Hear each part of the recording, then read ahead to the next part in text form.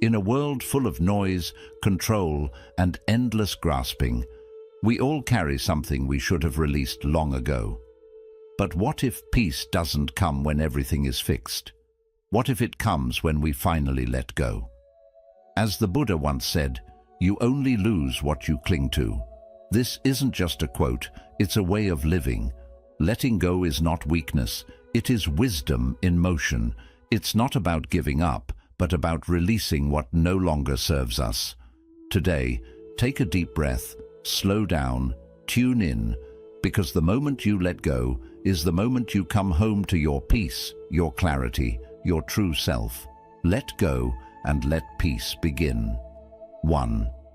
Let go of control, because control is an illusion. Many of us live with the deep belief that if we can just control everything around us, our relationships, our future, how others perceive us, then we will finally feel safe, respected, and at peace. We plan obsessively, try to fix people, stress over outcomes, and hold tightly to routines. But no matter how hard we try, life refuses to obey our script. In Buddhism, there is a core teaching called anicca, impermanence. It means that everything in life is constantly changing.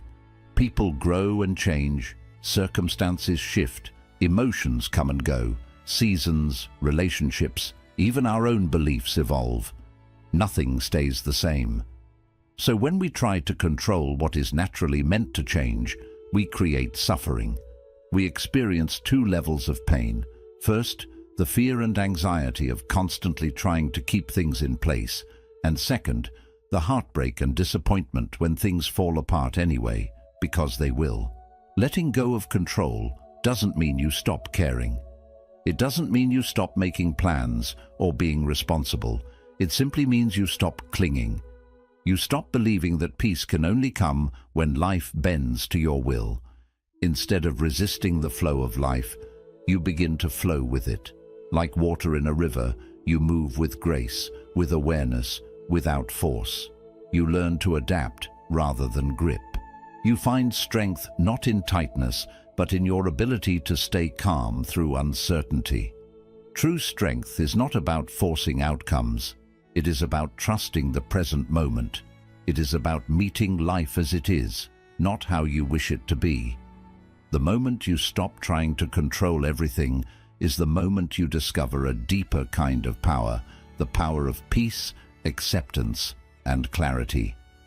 Letting go is not failure, it's wisdom. It's the soft courage to release what's outside your control and focus on what you can truly influence, your own thoughts, reactions, and choices. In that shift, real peace begins. 3. Let go of attachment, because what you own owns you.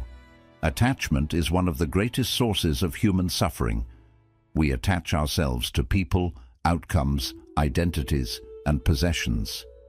We believe that holding tightly to these things will bring us happiness, security, or a sense of purpose.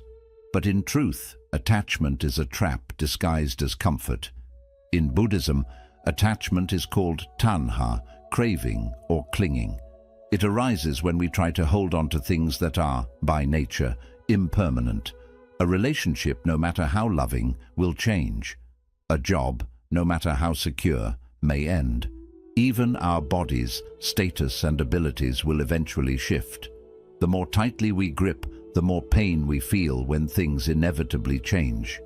We begin to fear loss, resist growth, and feel anxious about the future. This creates suffering, not because things are changing, but because we expected them to stay the same. Letting go of attachment does not mean we stop caring. It means we begin to care differently, with openness, not possession. We learn to love without needing to own, to enjoy without needing to cling, to give without expecting anything in return. It's the difference between holding a bird gently in your hands and locking it in a cage. When you allow life, people, and experiences to be free, you give them space to breathe and yourself space to find peace. Attachment is often based in fear, the fear of being alone, of not being enough, of losing what we think gives us value. But when we examine these fears, we realize that our peace cannot come from anything outside us. It must come from within. The Buddha taught that freedom begins when we stop tying our happiness to things we cannot control, when we stop saying, "I need this to be okay," and start saying, "I am okay, no matter what comes or goes." Because in truth, what you own, if you cling too tightly, ends up owning you. You become a prisoner of your desires, expectations, and fears. But the one who lets go becomes free. Free to love without fear. Free to walk through life with an open heart and a steady mind. Free to experience deep, lasting peace, not because of what they have, but because of what they've released. Let go, and you'll realize you were never missing anything. You were just holding on too tightly to what you were meant to set free. 4. Let go of the past, because it's already gone. The past can be a quiet prison. We carry memories like heavy stones, regrets over what we did, shame over what we failed to do, sadness over what we lost. Our minds often replay these old moments, hoping to find closure or to rewrite the ending. But no matter how many times we revisit the past, we can't change it. What's done is done. In Buddhism, one of the most powerful teachings is mindfulness, living in the present moment with full awareness and acceptance. That's because the present is the only moment that's truly alive. The past is a memory. The future is a dream. The only place we can breathe, act, and find peace is now. But when we cling to the past, we become blind to the beauty of the present. We walk through life looking backward, carrying guilt, bitterness, and pain from events that no longer exist. It's like dragging a bag of broken glass behind us, hoping one day it will make us whole. Letting go of the past doesn't mean pretending it never happened. It doesn't mean ignoring your pain or forgetting important lessons. It means you choose not to let it define you anymore. It means you stop feeding energy to memories that steal your peace and power. You cannot heal what happened by obsessing over it. Healing begins when you stop trying to relive the moment and start asking, "What am I doing with this moment now?" The Buddha taught that suffering comes not from what happened, but from our attachment to what happened. It's not the memory itself that hurts us. It's our unwillingness to let it pass. Forgiveness is a part of this. Forgiveness doesn't mean agreeing with what someone did. It means freeing yourself from the chain that keeps you tied to that pain. Whether it's someone else's mistake or your own, you forgive so you can be free. When you stop carrying the weight of the past, something beautiful happens. You become lighter. You begin to see life more clearly. You make space inside yourself for new joy, deeper peace, and real freedom. Some people stay stuck in their old story for years. But you are not your past. You are not what happened to you. You are what you choose to become now. Let go of the old chapters. Let the pain breathe. Let the grief flow. And then, gently, let it go. Because the past is already gone.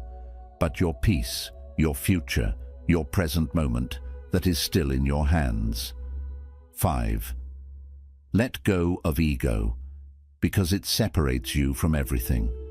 The ego is the invisible mask we wear, the story we tell ourselves about who we are and what makes us important. It whispers things like, "I am better than them. I can't be wrong. I must win.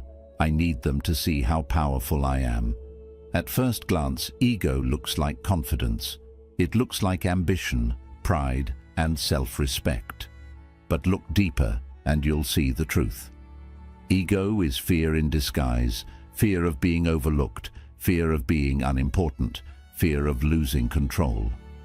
In Buddhism, the concept of anatta, or non-self, teaches us that there is no permanent, solid self. Who you are is not a fixed identity. You are not your name, your job, your body, or your opinions. You are not even your thoughts. You are the awareness beneath it all, the presence watching the experience unfold. But the ego tries to protect a false identity. It builds walls between us and others. It says, "This is me and that is you." It separates, it competes, it constantly compares. It clings to the need to be seen, to be right, to be superior. And in doing so, it isolates you, not only from others, but from your own peace. Think about it. How many arguments were created not by truth, but by ego needing to win? How many relationships were destroyed, not by lack of love, but by someone refusing to say, "I was wrong"? How often do we feel angry, hurt, or offended, simply because our ego got bruised? The ego is obsessed with image. It wants others to see you as powerful, wise, successful, untouchable. But this image is not you. It's a costume, a fragile shell that must constantly be defended and maintained. And the moment someone questions it or doesn't treat you the way you expect, the ego feels attacked. Letting go of ego doesn't mean you have no identity. It means you no longer need to cling to one. You no longer define yourself by status, labels, possessions, or being right. You realize that your value is not based on how people see you, but on your own internal truth. The ego says, "If I win, I am worthy." The deeper self says, "I am already whole. I need nothing to prove that." When you let go of ego, humility replaces pride. Understanding replaces judgment. Stillness replaces chaos. You become open, able to listen, learn, admit fault, grow. You become soft, but not weak, rooted, but not rigid. And most importantly, you reconnect with life, with others, with the deep peace within yourself. The Buddha never said, "Become more important." He said, "Better than 1,000 hollow words is one word that brings peace." Ego fills us with noise, always speaking, always justifying, always needing attention.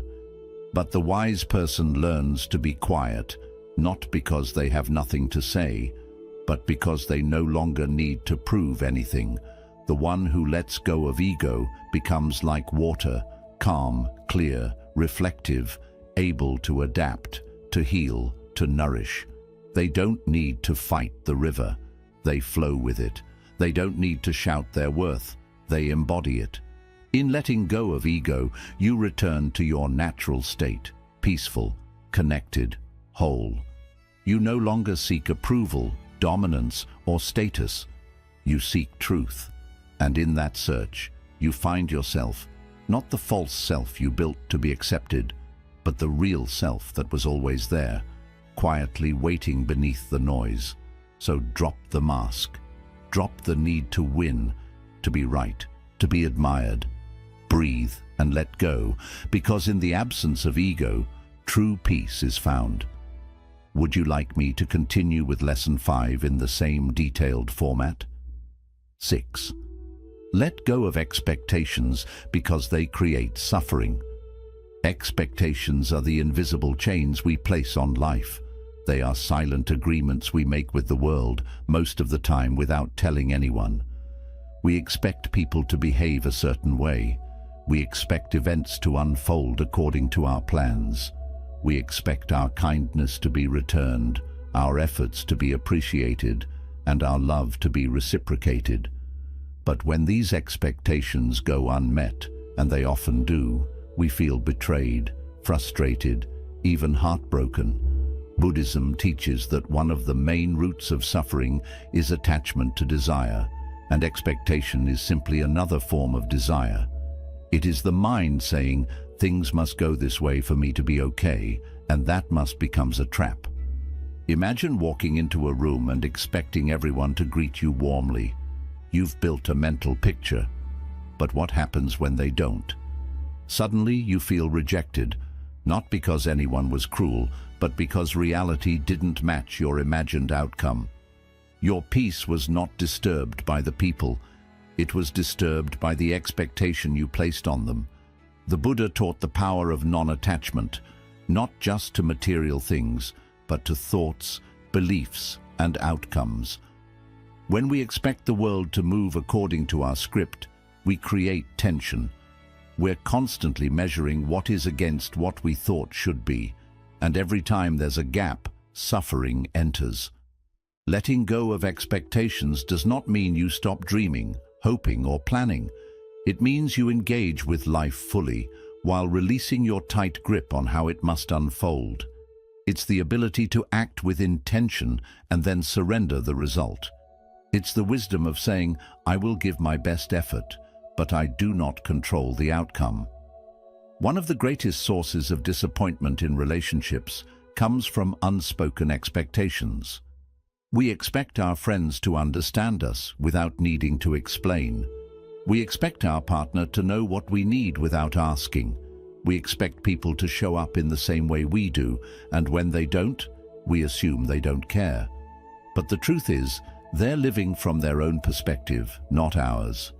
Peace in relationships comes not from trying to mold others, but from learning to see them as they are.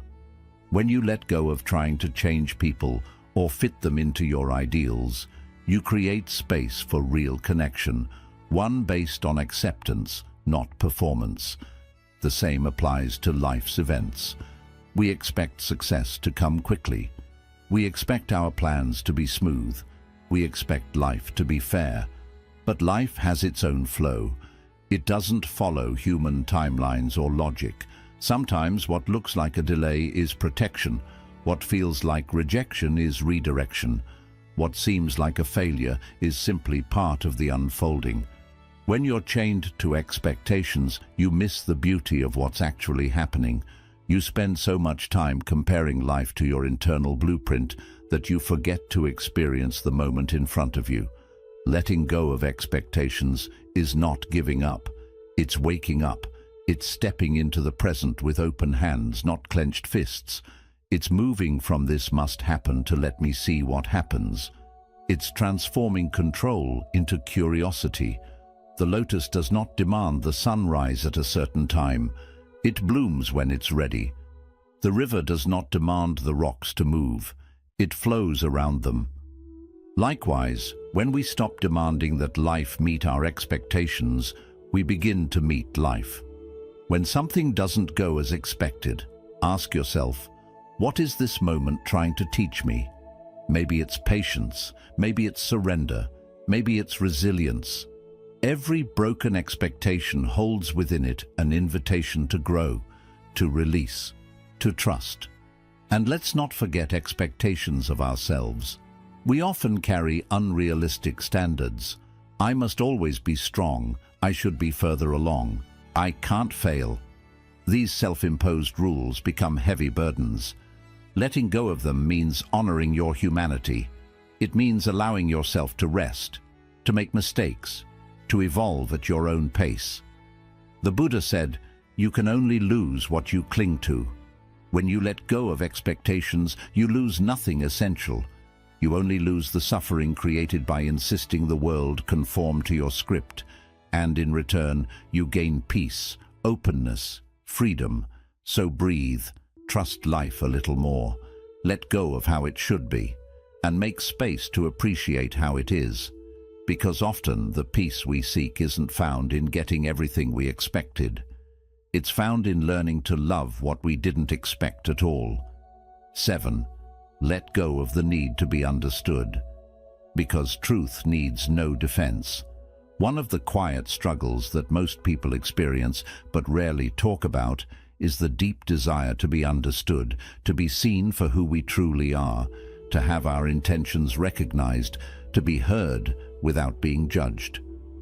This need for validation often begins in childhood and follows us into adulthood, shaping the way we speak, think, and even act.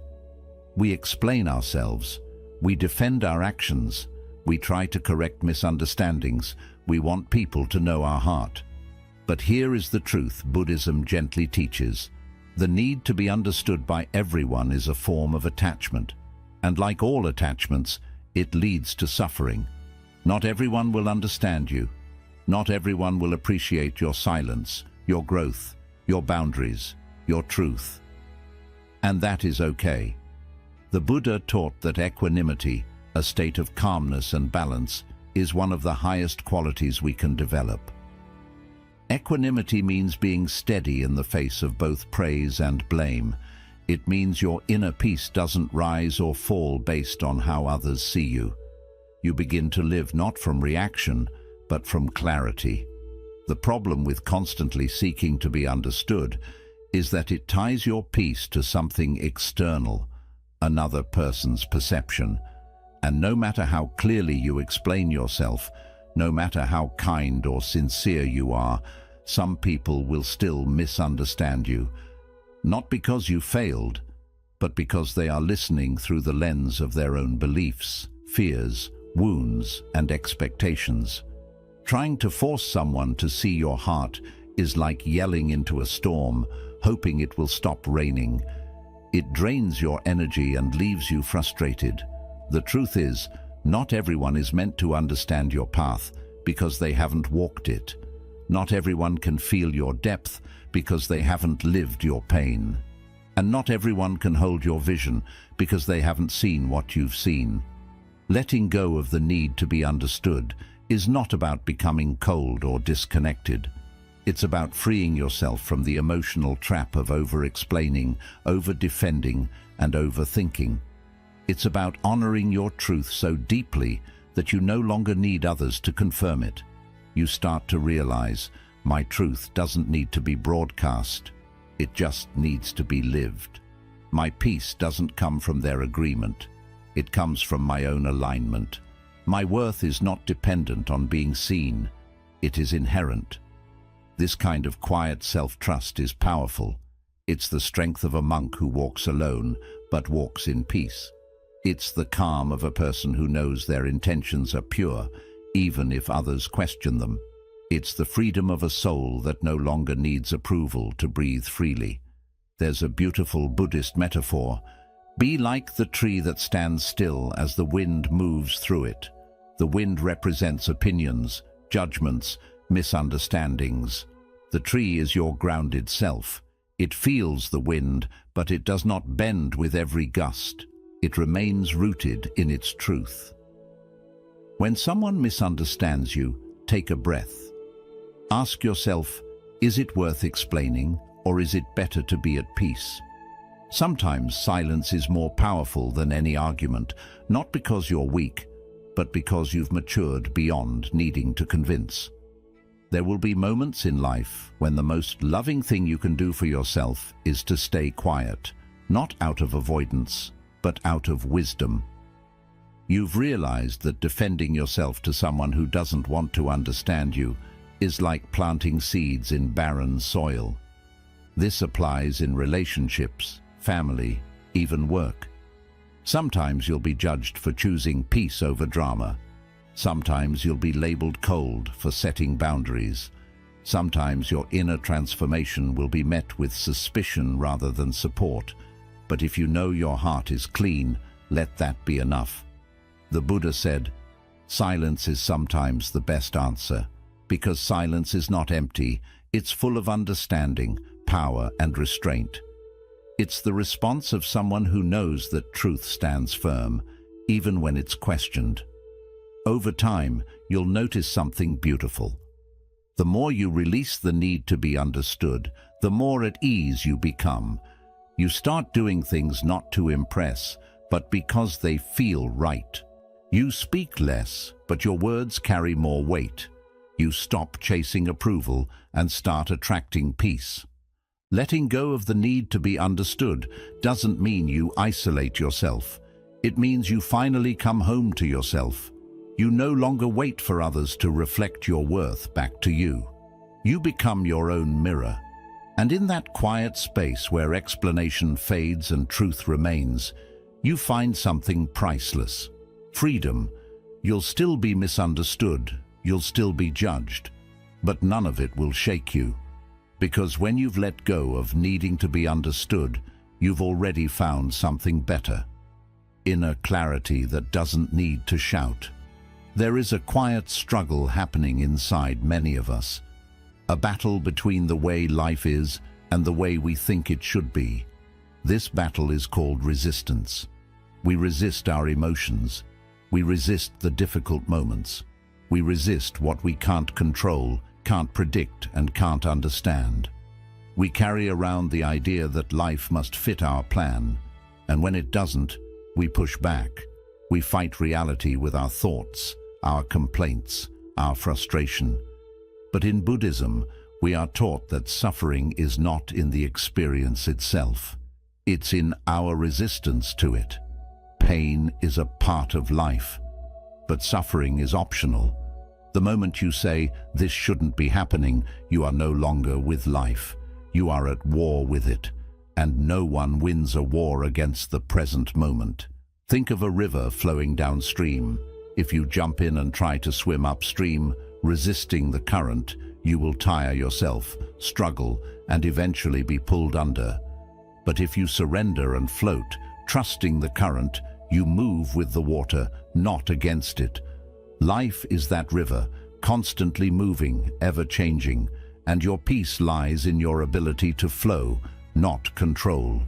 Resistance shows up in many forms. It shows up when you hold a grudge, refusing to release pain from the past. It appears when you're afraid of change, even though change is just a part of life. It shows up when you label your emotions as bad or wrong and push them away. It shows up when you avoid the truth of the present moment because it's uncomfortable.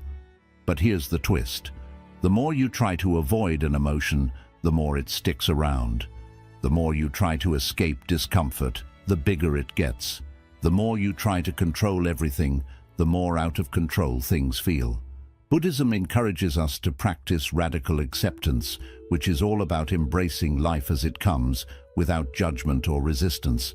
This doesn't mean we should accept injustice or stop striving for growth. It means we stop fighting against the reality of what's already here. If you're angry, accept the anger. If you're sad, let the sadness be felt fully. If life seems messy, stop pretending it should be tidy. Acceptance is strength, not weakness. It takes courage to feel what you're feeling, to face reality and stop running from it. When you resist, you create tension. When you accept, you create room to breathe. You begin to realize, this is happening, and I can meet it with awareness. This is tough, but I can get through it. This isn't what I expected, but maybe it's what I need. Letting go of resistance doesn't mean you like everything that happens.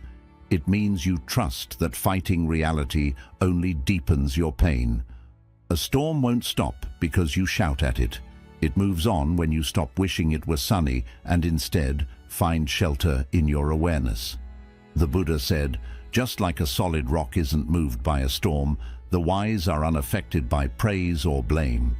This steady presence comes from surrender, not from giving up, but from accepting the truth of the moment. It's about dropping the mental battle, the inner "this shouldn't be," and replacing it with "this is." When you stop resisting, you return to your breath, your body, and the stillness beneath all the chaos. You stop expecting life to owe you something and start living as though every moment has something to teach you, because it does. That heartbreak, it's teaching you to be gentle. That failure, it's teaching you humility. That silence, it's teaching you to listen. Every challenge brings a lesson, but you can't receive it if you're fighting it. Surrender isn't passive, it's an active choice. It means being fully present in your own experience. You choose to respond, not react. You choose to grow, not grip tightly. You choose peace, not control. Think about how much energy you've spent resisting life, resisting change, endings, uncertainty, or not being perfect. What if you took that same energy and used it to listen, breathe, and soften? What if you stopped asking, "Why is this happening to me?" and started asking, "What is this moment inviting me to release?" Letting go of resistance is like loosening a tight knot inside your chest. Once you stop pulling, the knot starts to loosen. You feel lighter, not because the situation changed, but because you did. The mind craves control.